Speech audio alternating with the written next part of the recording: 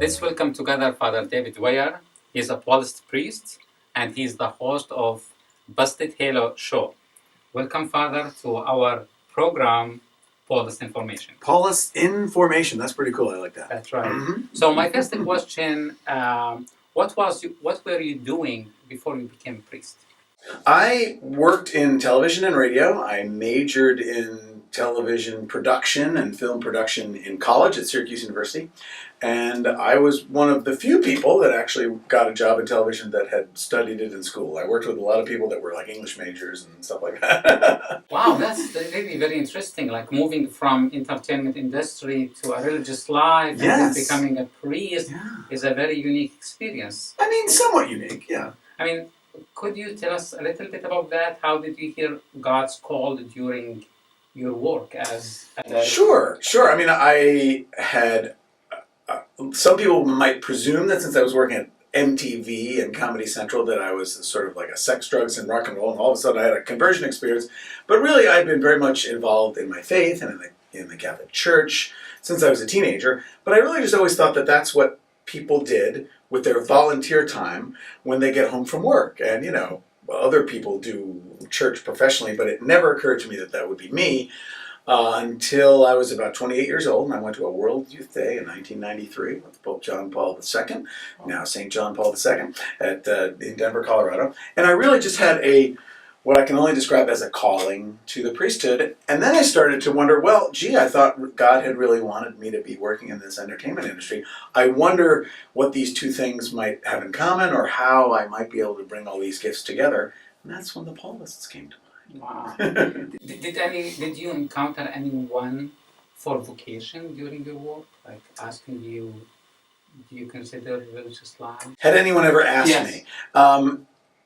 The only person that had ever suggested it prior to when I went to World Youth Day was a young priest who was working with us as a young adult group in my parish. So I was in my mid-20s. And I had been out of work, I think, for about 3 or 4 months. And he kind of said to me one day after some church event, he said, well, you know, I know of a career where there's plenty of job opportunities and good job security. And I said, oh, and I honestly, even though he said it, and he was being fun, but he was certainly inviting, I completely blew it off. I didn't take it seriously. Not that I had disdain for the clerical state or to even be working as a layperson in the church, but I really, for some reason, God just had not yet prepared my heart to hear that invitation, and it just seemed like somebody joking about something. And I had honestly really forgotten about it until a couple months later, and I thought to myself, wow, he mentioned that to me, didn't he? Oh. But people should do that more. You should invite people, you should just suggest that they consider the priesthood, because nobody had ever really affirmed it in me, you know, not my family growing up or anything like that. I see. So as the host of the Busted Halo Show, the radio. What excites you about what you're doing? Almost everything excites me. I was just, moments ago before coming here, reading some of our fans who wanted to participate in a contest where they would get to come and see the show live and in person. And so they had to say what had touched them about our ministry. And we get a fair amount of that. And in fact, I think I'm pretty spoiled, actually, as a priest, because as priests that work in parishes, we sometimes get folks to say, hey, Father, that was a nice homily, but we very often get letters and emails from people that say listening to the radio show, using the videos on the website has really changed their life and brought them so much closer to God, reactivated or reconnected them with the church. And so a couple that I was reading just now were people that in their darkest times, where they weren't even sure there was a God, they turned on our show, and it was our humor and our approach and the way in which we just not only talked about the faith, but just the way in which we were normal people acting as Catholics that helped them not only to embrace their faith, but to be strong in their faith, strong Catholics. And so that very much excites me, that we have this potential that kind of was plopped in our lap because of the technology of satellite radio and the fact that SiriusXM wanted to have Catholic programming, that it wasn't like me dreaming up and raising a lot of money and let's put a satellite up in space, because that could never happen. It was only through the Holy Spirit that this came to us.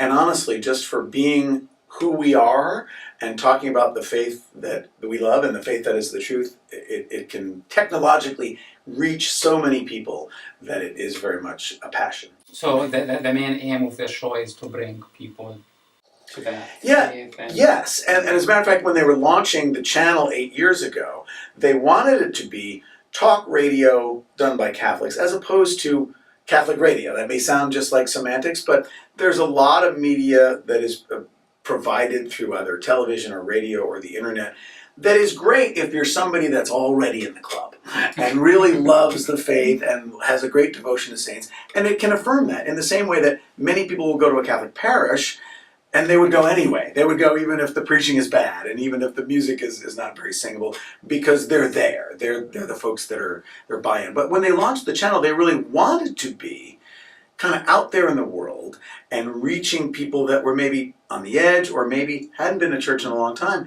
And honestly, I and some of the other Paulists that were making the decision whether or not I would take this on as a ministry were skeptical as to whether or not that would actually work, because it's a dedicated channel just for Catholics. Who's going to turn on to that if you're not?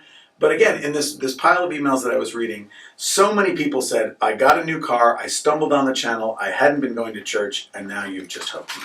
so when I hear the title Busted Halo, Yes. I wonder what it means. And did you come up with such title? I did not come up with such title. The folks that founded the ministry that originally was called Paulist Young Adult Ministries. So in the late 1990s, the Paulists saw the need after the U.S. bishops had raised up in a pastoral document that we really need to reach out to those in their 20s and 30s. The Paulists saw a great need, as we've always in the American church try to respond to those who are needing to be kind of welcomed back in. And so the Paulists dedicated a couple of personnel, so one Paulist priest and a layperson that they hired to essentially respond to young adult needs however. And so they kind of gave them an office and a little bit of a budget and said, go ahead and do that. And so when those two guys got together with other young people and said, well, what should we do? How should we find young adults that are not in church? Immediately the response was, in the year 2000, was you need a website. These days they might say you need an Instagram or something that is at the cutting edge where people are. So they created bustedhalo.com, but when they were creating the website, they essentially did focus groups of young people, and it was There was a website before. Well, they came up with the name. Okay. So it wasn't a Paulist, it wasn't a Okay. bishop, but it was the young people that came up with the name. I see. Being in front of the camera rather than behind the mic. How that?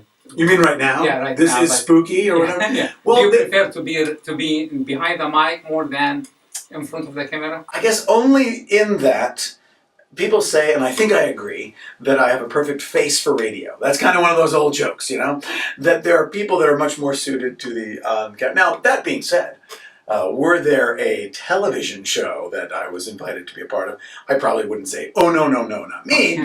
But no, I mean, the radio, it's funny that I did radio in college, but also when I was in first grade, like 7 years old, instead of playing sports after school, me and my friend would play with a tape recorder. Okay. And so I've been doing this pretty much for all my life, so it seems to naturally kind of fit. Great. Okay, a last recommendation for the Paulists, or for people who discern vocation, religious life, especially if some people in entertainment industry.